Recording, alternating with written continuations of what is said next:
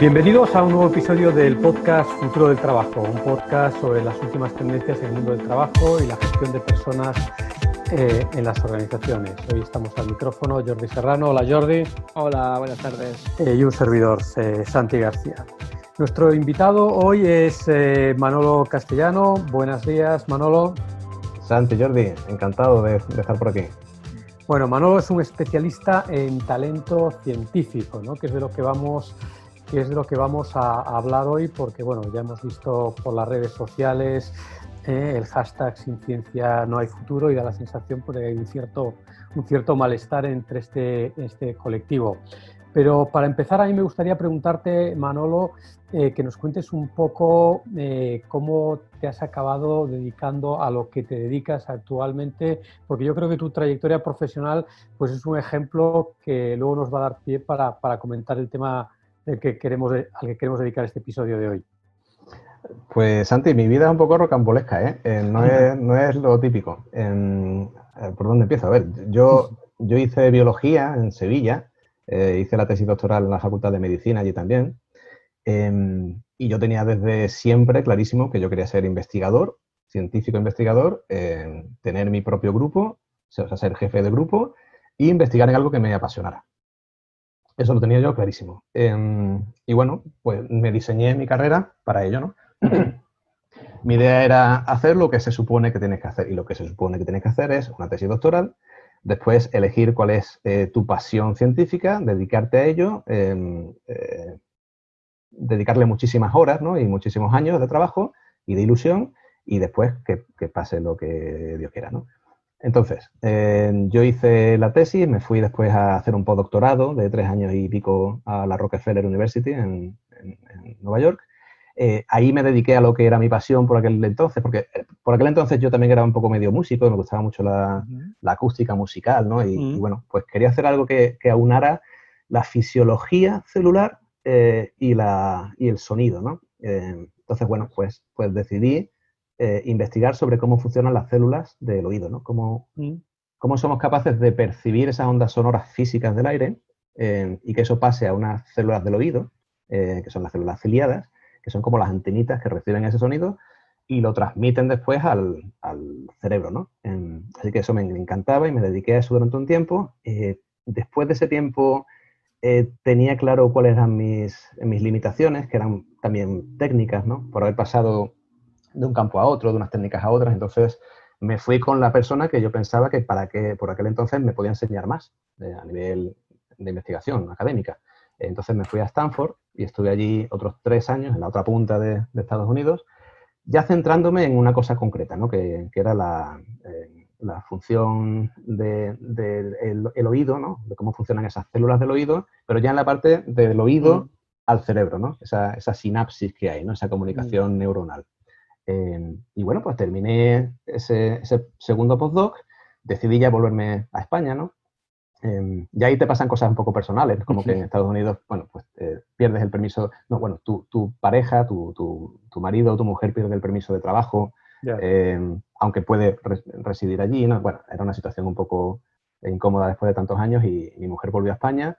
Yo al final me reenganché a España otra vez, ya, pero también por deseo. O sea, yo tenía claro que quería de alguna manera transmitir lo que había aprendido a la sociedad que me había pagado muchísimo dinero durante un montón de años, ¿no? En mi educación.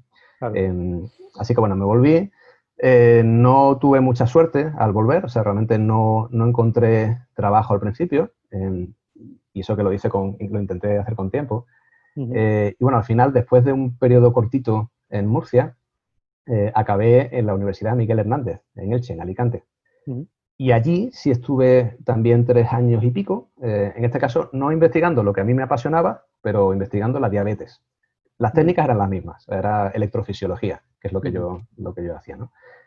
Así que estuve allí un tiempo y bien, o sea, la investigación era bonita, me gustaba, el grupo era muy bueno, el jefe estupendo, los compañeros fantásticos, pero me empezó a pasar esa cosa que le pasa a más de uno, ¿no? Y es que te empiezas a levantar por la mañana diciendo, uff, otra vez a trabajar, ¿no? Eso nos pasa a todos, lógicamente, pero ya si te pasa todos los días ya es una señal de alarma, ¿no? Algo pasa. Entonces, bueno, pues cerca de la cuarentena empecé en serio, por primera vez en mi vida, a pensar qué es lo que puede hacer un investigador si no acaba siendo investigador o docente en una universidad, que Claro. era lo que pensaba yo, que a lo mejor no iban por ahí los tiros. Ujú. Así que nada, pregunté por allí y claro, cuando tú le preguntas a un ambiente académico qué es lo que tienes que hacer para salir del mundo académico, son malignas, o sea, son desde esto es un desastre, vete de este país, hasta no hay nada, todo como muy hecatombe, ¿no? Realmente no conseguí una respuesta clara, ¿no? Pero como los científicos somos muy cabezones, yo quería saber esa respuesta, ¿no? Y tuve la suerte o el acierto de acercarme a periodismo, a la facultad de periodismo, como el campus de allí del Elche es muy pequeñito, y allí tenían una radio para los estudiantes, para las prácticas y tal. Y bueno, pues tuve la suerte de empezar un programa de radio en el que yo simplemente empecé a entrevistar a investigadores que habían dejado el mundo académico y se habían dedicado a otra cosa. Un poco por gusto de saber qué es lo que hace la gente, ¿no? Qué interesante. La que busqué yo, me busqué la habichuela, ¿no? Un poco a través de la radio. Así que bueno, pues empecé a hacer entrevistas, unos te llevan a unos o a otros, ¿no? Vas conociendo a gente y bueno, te das cuenta con el tiempo, después de docenas y docenas de entrevistas, que hay como, primero que tú eres el cuello de botella. Te das cuenta de que claramente no es que no haya opciones, es que tú no las conoces, ¿no? Ya. Incluso tipos de trabajo que tú no sabes ni que existen. Y después te das cuenta de que hay como unos patrones, muchos patrones muy, muy parecidos, ¿no? En ese viaje, en esa exploración de una nueva carrera, cuando estos investigadores deciden hacer otra cosa. Así que esa fue un poco la semilla de lo que me convertí después. Comencé una plataforma web que se llama Carreras Científicas Alternativas, un poco con la intención de ver si había una comunidad ahí detrás, ¿no? O sea, si yo era un poco raro o si había gente que le estaba pasando lo mismo. Enseguida vi claramente que sí, que había un montón de gente, ¿no? Que interesado en hablar de estas cosas, ¿no? Eso o sea, claramente ya vi que no tenía sentido levantarme por las mañanas deseando de que se terminara el trabajo para irme por las tardes de vez en cuando a hacer entrevistas y de esto falla. Así que hice lo que ninguna madre te aconseja, dejé el trabajo, me fui al paro de nuevo y lo que hice es empezar un programa de creación de empresas y de innovación en la Escuela de Organización Industrial, que eso fue lo que me cambió el chip, ¿no? Me dio una visión distinta de las cosas, me animó, me dio muestras de que cualquiera con ganas y con competencias puede comenzar a emprender, aunque sea una cosa pequeñita, ¿no? Que ya las cosas van progresando con el tiempo. Y el primer reto fue ese, ¿no? Llegar a crear un modelo de negocio a través de una plataforma para orientar o transformar profesionalmente a investigadores y científicos. Eso fue lo que estuve haciendo un tiempo y claro, eso me llevó a otra cosa un poco inesperada, que era el reclutamiento, o sea, procesos de selección para empresas. O sea, también yo conocía a mucha gente de mi etapa anterior, ¿no? Incluso algunos compañeros que son CEOs de empresas pequeñitas, sobre todo del sector de biotech y agroalimentario, etcétera, me decían, oye, tú no conocerás y me preguntaban un perfil un poco complicado, ¿no? Y yo decía, sí, venga, vamos a buscarlo. Y me di cuenta de que ahí había un potencial y que realmente no solo tenía o podía o tenía la capacidad de ayudar a los científicos a encontrar una vida profesional, sino también a la empresa, a encontrar a la persona más adecuada, ¿no? Así que hace ya no tanto creamos Talento Científico, que es una boutique de selección para perfiles científicos. Pero claro, ahí el cliente es la empresa, no es el científico. Y Una historia muy interesante, ¿no? Porque de hecho tú tienes una visión, eres un ejemplo en propia carne, digamos, de parte de los problemas que hoy en día o que encuentras que sufren, no tus clientes, bueno, sí, en parte tus clientes cuando les orientas, pero en parte también los candidatos que luego ofreces a las compañías que son clientes tuyas, ¿no? Sí, Santi, para que te hagas una idea, yo pasé de estar un día en el Silicon Valley, en el corazón de aquello, al día siguiente estar en la cola del paro, por primera vez en mi vida a los 35 años. Eso hay que pasarlo, o sea, eso emocionalmente hay que pasarlo. Ahora, cuando lo pasas y ves lo que hay después, aprendes mucho y aprendes sobre todo a valorar a cualquier profesional, ¿no? A tenerle un respeto bestial a cualquier persona que quiera avanzar a nivel personal y profesional en su vida, ¿no? O sea que de todo se aprende. Claro. No, y además me imagino cuando, digamos, la carrera científica es como que te teledirige mucho, ¿no? No es que hubieras estudiado un ADE, que bueno, todo el mundo dice, bueno, pues luego me busco la vida y ya veré dónde acabo, sino que salís como muy teledirigidos y ese momento, ¿no? De salir del laboratorio al mercado de trabajo real tiene que dar bastante vértigo, me imagino. Claro, porque nadie te enseña a encontrar trabajo. Nadie. Bueno, nadie. Puedes hacerlo, pero lo normal es que no sepas cómo hacerlo. O que sepas cómo se hacía hace 30 años, También. que ya no se hace así. Y eso es un problema, ¿no? Pero además, Manolo, tú estabas en el centro del emprendimiento mundial, ¿no? O sea, estabas en el Silicon Valley y tal. No sé si eso te influyó en luego haber emprendido. Que va, Jordi, si además yo me arrepiento, ahora lo veo en retrospectiva y me arrepiento, porque yo veía, o sea, allí te bombardean a eso. Es parte de la cultura, ¿no? De decir, oye, que tú estás haciendo esto, pero que sepas que si te apetece un poquito, con poco que te apetezca, te bombardeamos para que saques una spin-off. O sea, que se puede y te vamos a ayudar, ¿no? Pero los científicos o los investigadores académicos es muy difícil que vean eso como una posibilidad propia, ¿no? Lo ven como un mundo ajeno y muy pocos son los que les entra el gusanillo de decir, oye, esto puede ser interesante, ¿no? Hasta en Stanford. Claro, o sea, porque tú vas a lo que vas y estás totalmente metido en tu proyecto, en tu carrera, en los papers que tienes que conseguir para que después te den un contrato o financiación y es todo muy, muy, muy lineal, muy lineal. Oye, vamos a entrar en harina. Aquí entrevistamos ahora casi 2 años, en agosto del 2018, a Héctor Socas, que es un divulgador también, bueno, es astrofísico del Instituto de Astrofísica de Canarias, pero divulgador en otro podcast que se llama Coffee Break, muy conocido.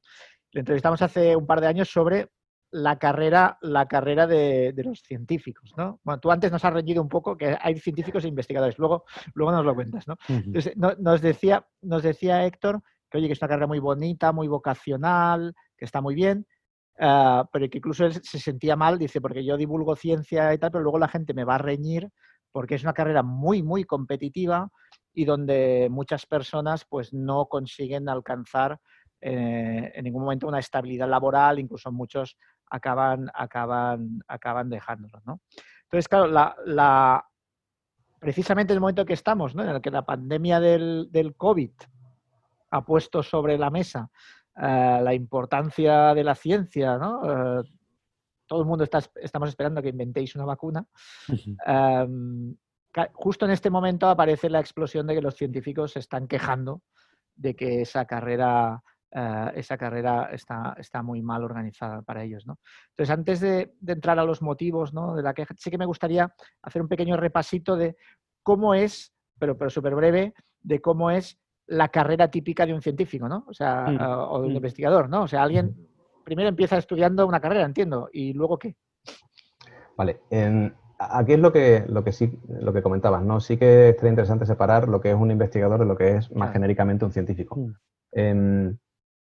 Si te parece, hablamos de un investigador, ¿vale? Vale. Un investigador que de hecho puede ser un investigador del ámbito académico o más público o del sector privado, que no tienen el mismo recorrido, probablemente la mayor queja venga del sector público, ¿no? Porque es el que realmente está teniendo más problemas globales, ¿no?, de estructura. La carrera de un investigador en el mundo académico comienza típicamente o en una universidad o en una OPI, típicamente el CSIC o cualquier otra, ¿no? Simplemente un sitio donde se investiga y a veces se da docencia. Allí tú haces una tesis doctoral. Entonces, una tesis doctoral depende muchísimo del campo, pero puede ser de 3 a 4, incluso 5 años, dedicados a una investigación concreta donde tu vida se resume a acabar una tesis doctoral, que físicamente es un tocho, una tesis doctoral, con una investigación novedosa, ya en cada uno en su campo, ¿no?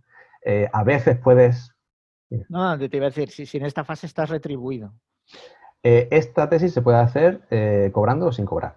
Vale. Depende un poco de tu objetivo, de la financiación que exista, de un poco del modelo que lleve cada departamento. De hecho, piensa que también hay muchas personas que se dedican a hacer la tesis doctoral cuando ya están consolidados a nivel profesional y lo hacen más pues por gusto de realizarse profesionalmente, pero no es el comienzo de una carrera como investigador, Sí. ¿no? Es que es un ejercicio intelectual, ¿no? Claro, o sea, cada uno empieza la tesis doctoral con un motivo diferente, pero lo más recurrente es para convertirte en investigador, para aprender a investigar.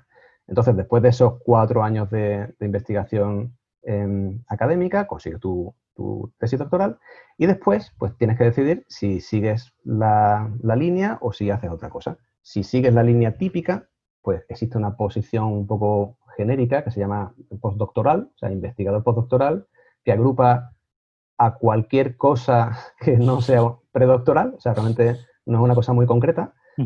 Claro, viene un poco de antiguo, ¿no? De cuando no había tanta gente o tantos científicos, tiene sentido irte a otra institución, típicamente mejor, más potente, ¿no? O más consolidada, incluso en el extranjero, aprender cosas nuevas y traértelas a tu país, ¿no? Esa es un poco la idea. Hago un periodo postdoctoral y después me reincorporo al sistema de I+D de mi país. O sea, normalmente te vas fuera. En este periodo postdoc, Claro, digamos, te vas de viaje.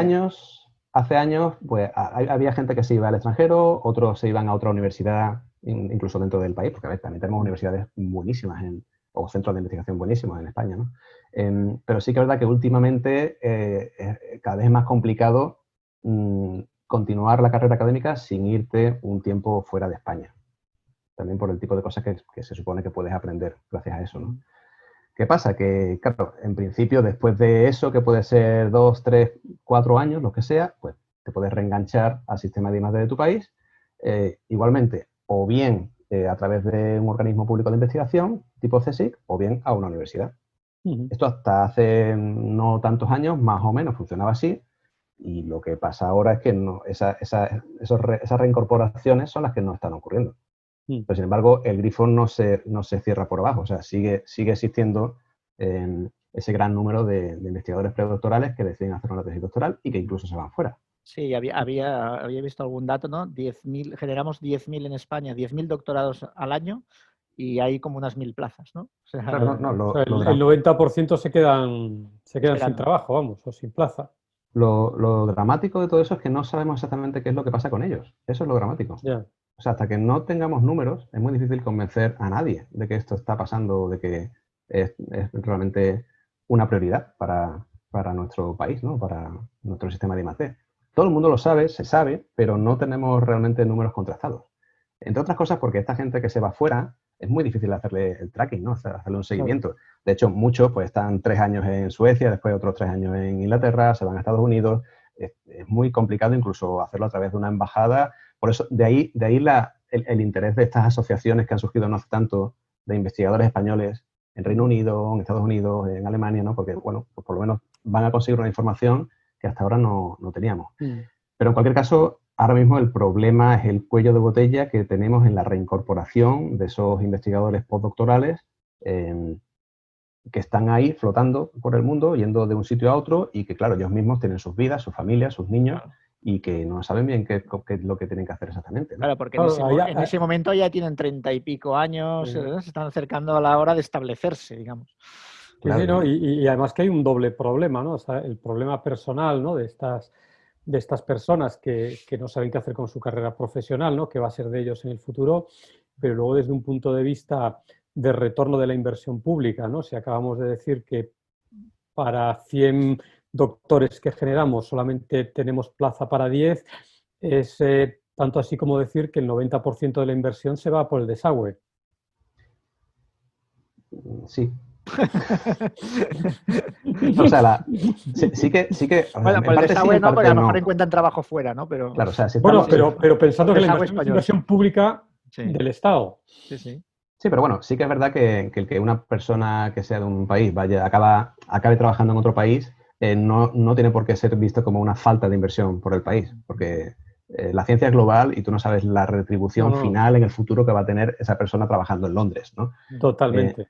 Ahora, sí que es verdad que si estamos hablando solo de carrera académica, no tiene ni pie ni cabeza, sí, no tiene mucho sentido realmente, ¿no? A mi juicio.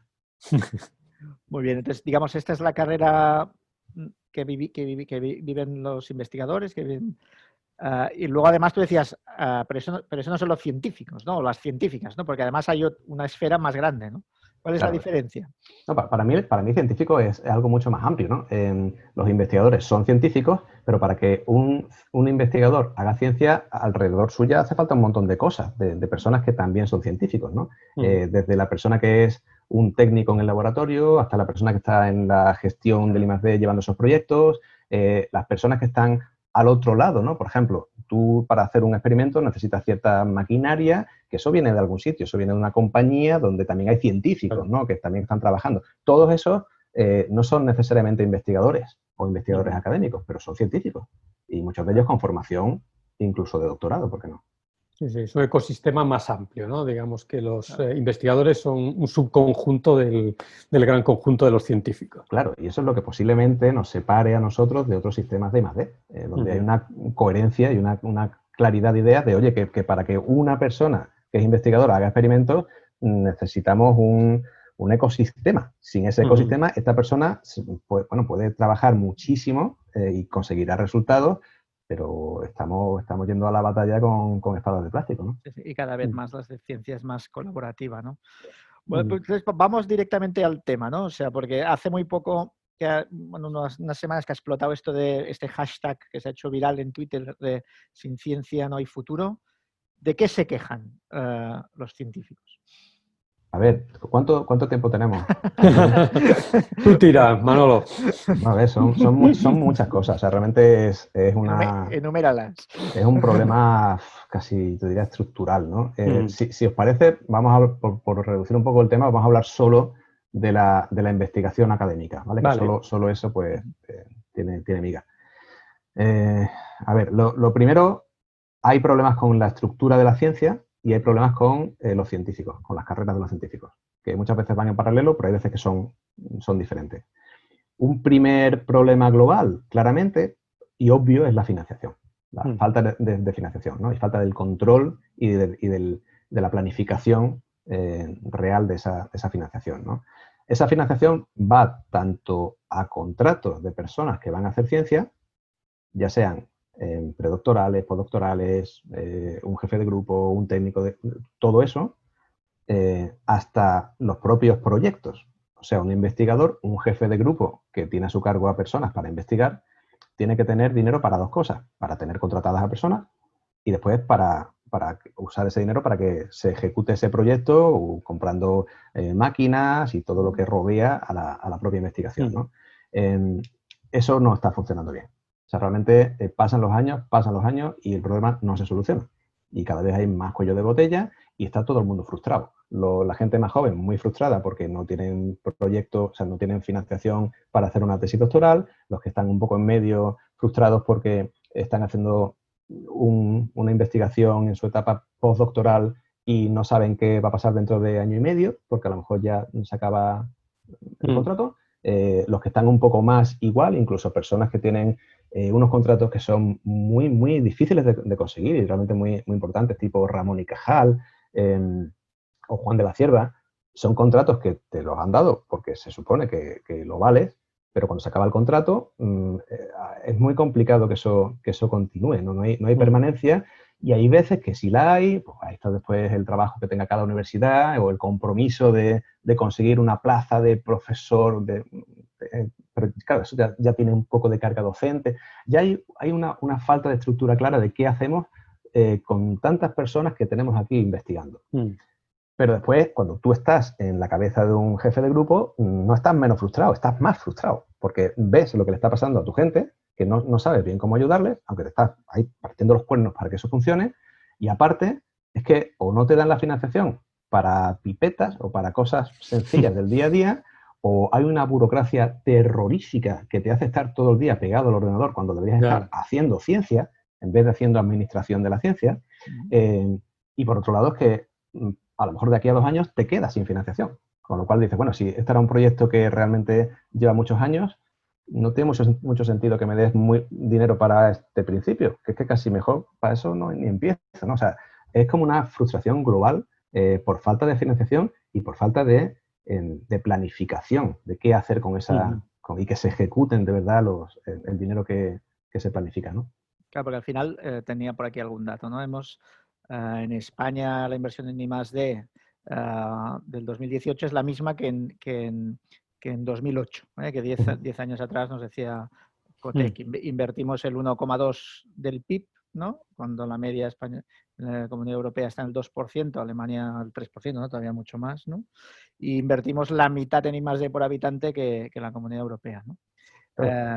O sea que lo estamos haciendo especialmente mal, ¿no? en el tema de inversión. Partimos de una base mala. O sea, que hay que ir a mejorar, pero es que la base ya es mala. Y el problema básico es que no cambia nada. Es que pasan los años y vamos a peor. O por lo menos es mi sensación, ¿no? No hay ningún cambio concreto. Y no creo que sea un tema de partido político, ¿no? Que hay veces que se piensa que han pasado ya varios y realmente el problema es estructural. O sea, sí. Vale, entonces, aparte del dinero, ¿no? Que esta, digamos, es la fácil, ¿no? Vale. ¿Qué más problemas tenéis? Una de las cosas que ya hemos comentado, ¿no? Ya a nivel de personas, ¿no? Que es que, claro, la ciencia no se hace sola, que es que te hace falta científicos para hacerla. Y esos científicos no lo pasan bien, porque realmente no tienen un diseño de carrera muy claro. Ya os he comentado antes un poco el típico diseño de una carrera investigadora académica, ¿no? O del sector público. Tú no puedes estar con 35 años, 2 niños, en un país que no es el tuyo, sabiendo que a lo mejor dentro de un año se acaba el contrato y sin saber qué es lo que va a pasar al año siguiente. O sea, realmente estamos hablando de vidas de personas y de personas muy capaces y que deberían ser los líderes de la élite de nuestra sociedad. Y lo estamos tratando como lo contrario. O sea, es curiosísimo, ¿no? Que igual el segmento mejor educado, ¿no? O con un nivel de estudios más alto, pues esté paradójicamente entre los más precarios del mercado de trabajo. Claro, piensa que estas personas son, dentro de los especialistas, son los súper especialistas. Claro. O sea, cada una de esas personas sabe más que cualquier otra persona del mundo de lo suyo. Eso hace que sea muy difícil ajustar ese perfil profesional a un puesto de trabajo concreto. O sea, realmente la línea debe ser la que está estipulada, ¿no? Si tú has estado 15 años trabajando como investigador académico, lo más práctico es que sigas siendo investigador académico. Entonces, después, si queréis, comentamos esas posibles transformaciones profesionales que se pueden hacer. Y para eso estoy yo, ¿no? Pero sí que es verdad que cuesta muchísimo. No es lo lógico, no sería lo lógico. Si tú lo que de verdad quieres es hacer investigación. Claro. Más cosas, os digo, ¿no? Venga. El listado es largo. La carta a los reyes. Cosas no de científicos, sino de la propia ciencia, de la estructura, ¿no? ¿Vosotros sabéis cómo se evalúa si tú eres buen científico o mal científico? Ni idea. Cuéntanos. O sea, claro, si tú imagínate que a una plaza de profesor en una universidad o en el CSIC se presentan muchas personas, ¿no? O 10 personas. ¿Cuál es mejor? ¿Cómo lo comparas tú eso? Bueno, pues dentro de las partes subjetivas que puede haber y que las hay en estos procesos de evaluación, hay una parte objetiva en el que la comunidad científica se ha puesto de acuerdo desde hace años y se llama factor de impacto. Y es un numerito que hemos decidido entre todos que tiene sentido. Y simplemente tú en tu carrera profesional has hecho investigación, has descubierto cosas y esos descubrimientos han ido a revistas científicas. Entonces, hay revistas científicas que son como más importantes, más famosas y otras que son menos. Cada una de ellas tiene un número asociado que estamos de acuerdo en que se puede valorar lo bueno que es. Con lo cual, si tú sumas todos esos puntos de todas esas revistas en las que tú has publicado durante X años, pues tú eres al final un número. O sea, tú tienes ese número y ese número puede ser más o menos que otra persona. Entonces, ese realmente es uno de los pocos, de las pocas cosas cuantitativas, objetivas, que podemos utilizar para comparar a dos personas, a dos científicos. Claro, esto cuando no hay tantísima gente, puede que tenga sentido. Pero con tantísima gente y tantísimos científicos como tenemos, realmente yo creo que la propia comunidad científica se ha dado cuenta de que no tiene mucho sentido. O sea, es un número. Tú no puedes resumir. Es más, hay cosas tan absurdas como que tú escribas un artículo muy malo en una revista muy buena y por tanto tienes una puntuación muy alta. cuando Claro. todo el mundo está de acuerdo de que el artículo no es demasiado bueno. En fin, Ujú. tiene problemas por donde lo mires. Y el Ujú. problema básico del tema de las publicaciones es que al final te acabas convirtiendo en un profesional de hacer publicaciones científicas, Ya. Bueno, no de hacer es ciencia. que es una carrera gamificada, ¿no? Porque tiene claramente unos puntos, ¿no? que obtienes cuando haces una cosa. Entonces, claro, todo el mundo se dirige a eso, ¿no? Claro, y entonces al final es una especie de juego en el que tú tienes que aprender a cómo hacer las cosas para publicar mucho y con mucho factor de impacto, en Pero que vez es de un, centrarte en lo importante o lo interesante que es tu investigación, que muchas veces es lo mismo, ¿no? Pero otras veces no. claro. Sí, sí, pero que ese juego puede incentivar, digamos, que te Cosas desvíes perversas. de lo que es la aportación de valor que podrías hacer desde tu trabajo como investigador. Claro, y ahí viene también el origen de muchas desmotivaciones, ¿no? De personas que ven que ese no era su camino, que ellos entraron en ciencia para hacer ciencia, ¿no? Por la ciencia y para la ciencia. Y tienen esa base romántica de su profesión y ven que al final se convierte en una cosa que no es exactamente eso, ¿no?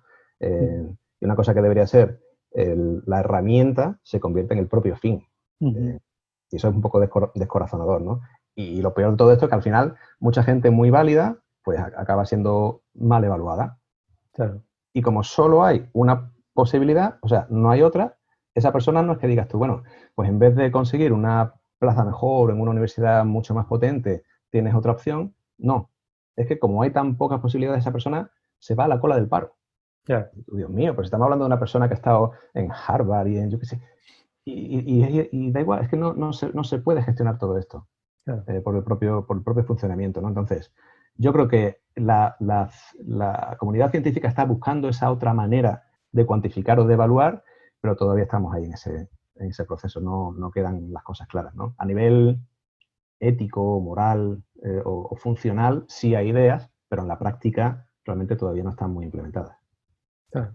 Y aquí es donde apareces tú con tu modelo de negocio, ¿no? ¿Eh?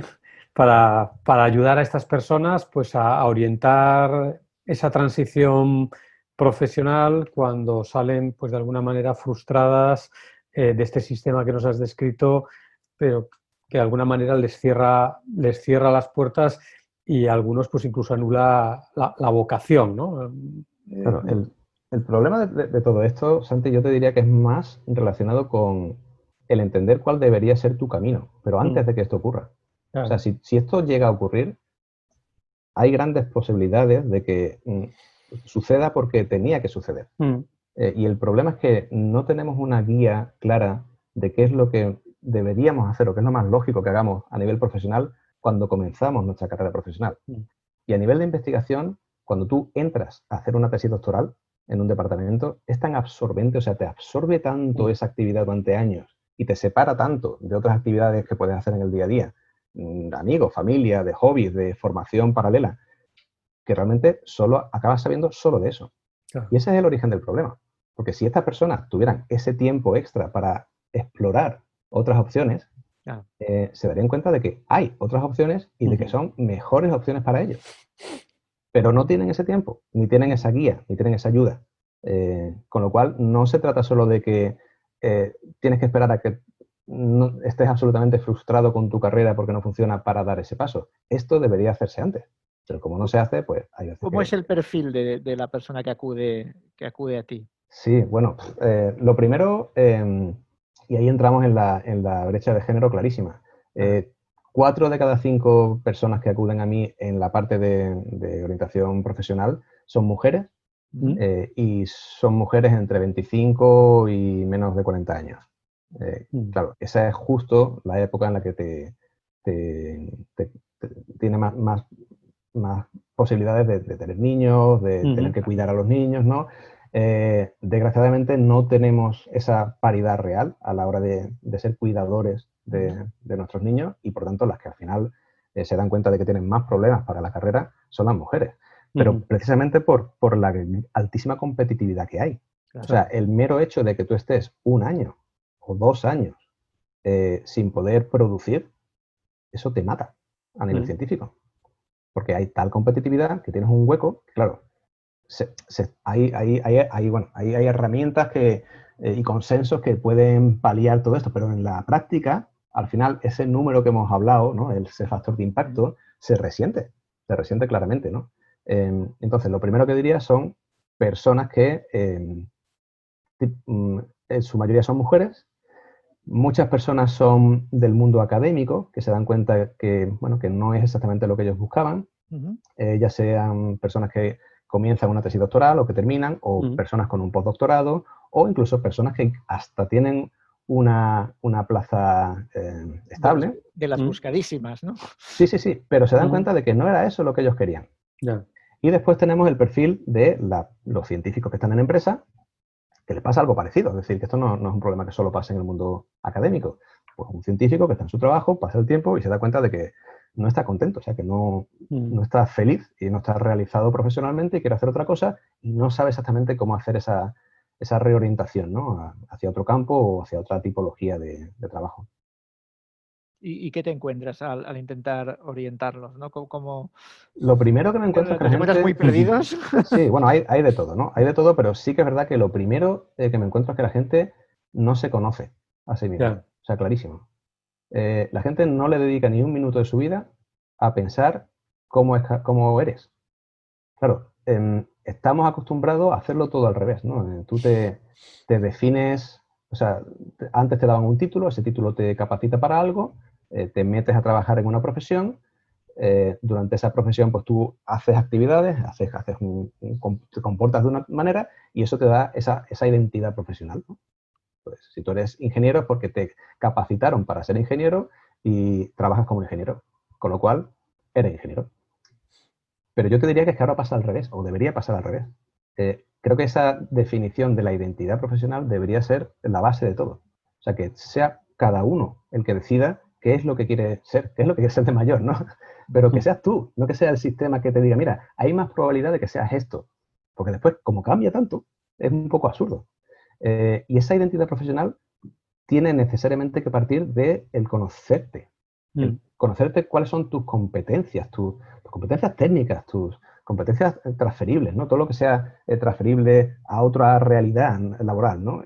Tus intereses, tus valores, todo eso lo tienes que saber tú. Porque si tú no lo sabes, no puedes, por ejemplo, convencer a un hiring manager en un proceso de selección. No puedes decidir que te quieres convertir en freelancer para hacer una cosa por tu cuenta o Claro. tener alguna fórmula de autoempleo. O directamente no sabes qué trabajo buscar.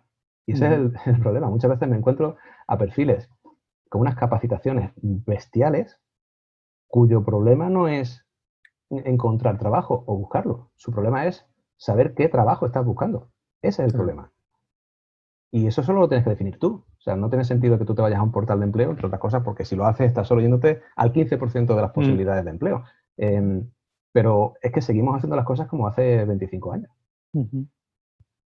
Oye, ¿y estos científicos a los que tú orientas profesionalmente, luego cuando ya reorientan sus carreras, ¿hay alguna trayectoria profesional típica, alguna vía de reconversión que predomine sobre otras? ¿Dónde van a parar? Sí. Hombre, sí que es verdad que muchas personas que contactan conmigo vienen del mundo del life science, o sea, de gente de biomedicina, biotech, ¿no? Porque realmente hay mucha investigación, muchos investigadores en ese campo.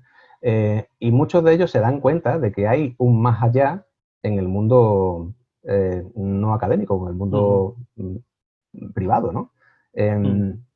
Muchos de ellos primero tienen que darse cuenta de si van por ahí los tiros, que es un poco la base de ese proceso de transformación, y si van por ahí los tiros, la segunda parte, después de ese autoconocimiento, es el saber esas técnicas de exploración del mercado laboral. Que tú puedes estar 1000 años buscando cosas en Internet, volverte loco y realmente que no sea práctica esa búsqueda, ¿no? Bueno, pues hay herramientas, hay sistemas que te ayudan a centrarte y a ir más rápido y acelerar ese proceso de buscar lo que se supone que tú deberías estar buscando. Porque tú eres competitivo en lo que eres, pero no en cualquier cosa, ¿no?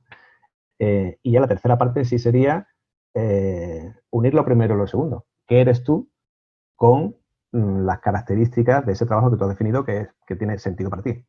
Un trabajo o 2, 3, lo que sea. Que es lo que la gente llama buscar trabajo. Pero yo te digo, es que eso a veces no es el problema. El problema es definir lo primero, ¿no? ¿Qué buscas, no? Oye, ¿y las empresas, cuando al final van a... Una alternativa es ir al sector privado y se encuentran con alguien de recursos humanos, ¿no? Como muchos de nuestros oyentes son gente de recursos humanos. Se entienden unos con otros, que las empresas entienden a estas personas que vienen de la ciencia, saben apreciar sus cualidades. Bueno, hay de todo, ¿no? Hay de todo. Sí que es verdad que hay ciertos clichés, ¿no? Tanto en un mundo como en el otro, ¿no? O sea, igual que en el mundo empresarial hay ideas de cómo es el típico investigador académico, también en el mundo académico tienen ideas un poco absurdas de cómo es la ciencia, cómo es el mundo de la empresa, ¿no? Eso se ocurre.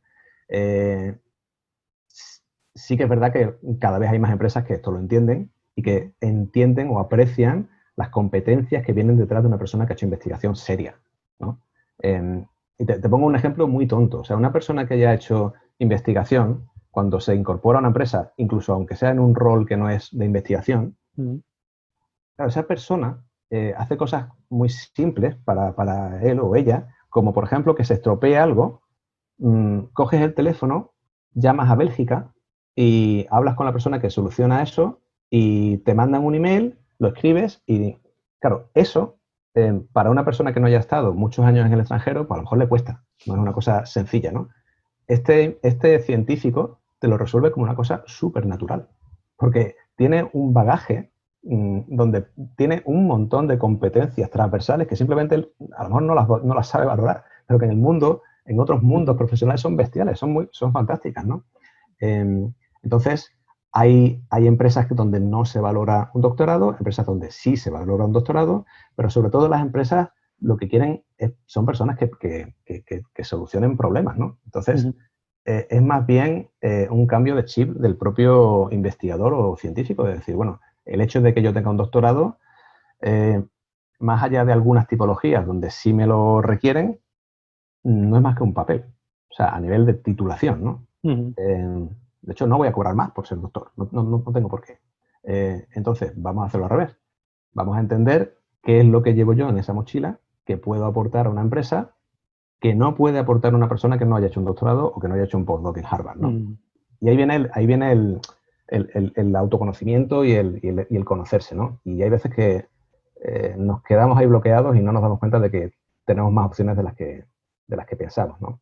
Que eso también tiene que ser difícil, ¿no? Porque de alguna manera algunas de estas personas igual tienes que bajarlas de esta idea de que están en la cúspide del saber, del conocimiento, y decir, pues ahora tienes que bajarte de ahí y competir con gente pues que está a otros niveles, pero que las empresas están considerando en pie de igualdad contigo por mucho doctorado o postdoctorado que tengas, ¿no?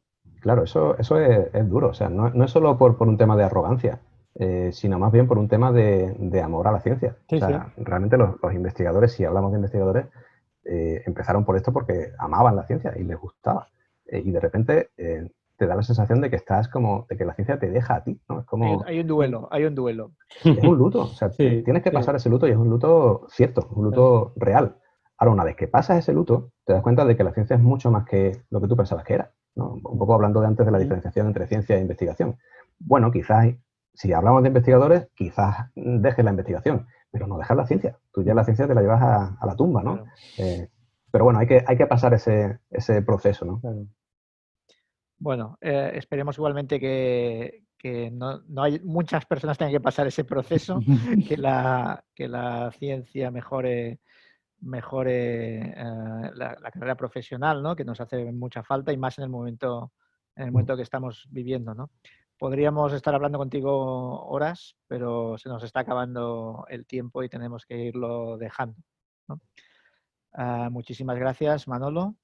Gracias a vosotros. Ha sido un placer. La verdad es que yo creo que nos has abierto mucho los ojos y esperemos que también, como entre nuestros oyentes hay mucha gente de empresa, pues haya gente en las áreas de recursos humanos que a lo mejor hayan abierto un poquito más la mente a la posibilidad de incorporar científicos a sus equipos. Que siempre Totalmente. nos quejamos de la falta de talento y hay muchísimo talento por usar, ¿no? Totalmente. Y pensad también que hay muchas empresas que realmente necesitan doctores, ¿no? Por la propia idiosincrasia del trabajo en sí, ¿no? Esos doctores simplemente tienen que darse cuenta de que hay un mundo más allá, un mundo no académico, un mundo que no tiene nada que ver con la investigación, pero que sigue teniendo que ver con la ciencia, ¿no?